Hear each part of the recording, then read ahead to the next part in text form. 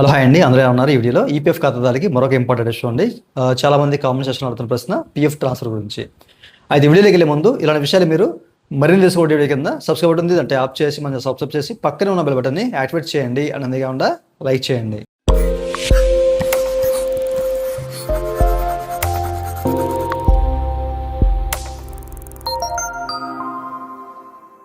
ఇక టాపిక్లోకి వెళ్తే కనుక చాలా మంది అడుగుతున్న ప్రశ్న పీఎఫ్ ట్రాన్స్ఫర్ గురించి అనమాట.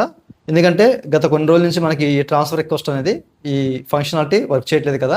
ఓకే, చాలామంది ఏంటంటే ఓటీపీ సెండ్ చేసినా కానీ ఓటీపీ ఎంటర్ చేస్తుంటే సమ్ టెక్నికల్ ఇష్యూ వస్తుందన్నమాట, టెక్నికల్ గ్లిచ్. బట్ ఇప్పుడు ఆ టెక్నికల్ గ్లిచ్ లేదనమాట. ప్రస్తుతానికి అయితే పీఎఫ్ ట్రాన్స్ఫర్ క్లెయిమ్స్ అనేవి సక్సెస్ఫుల్గా సబ్మిట్ అవుతున్నాయి. అండ్ అవి రిక్వెస్ట్లో ఎవరికి వెళ్ళాలో వాళ్ళకి వెళ్తున్నాయి అనమాట. ఒకసారి మీరు చెక్ చేసుకోండి. ఓకేనా, ఎవరైనా పీఎఫ్ ట్రాన్స్ఫర్ పెట్టాలి అనుకున్న వాళ్ళైతే ప్రస్తుతానికి అయితే మీరు ట్రాన్స్ఫర్ రిక్వెస్ట్లో నిర్భయంగా పెట్టుకోవచ్చు. ప్రస్తుతానికి అయితే అట్లాంటి గ్లిచ్ అయితే లేదు. ఓటీపీ వస్తుంది, ఓటీపీ ఎంటర్ చేస్తే సక్సెస్ఫుల్గా సబ్మిట్ అవుతుంది. అండ్ దాంతోపాటు మనకి డాక్యుమెంట్స్ కూడా డౌన్లోడ్ అవుతున్నాయి అనమాట.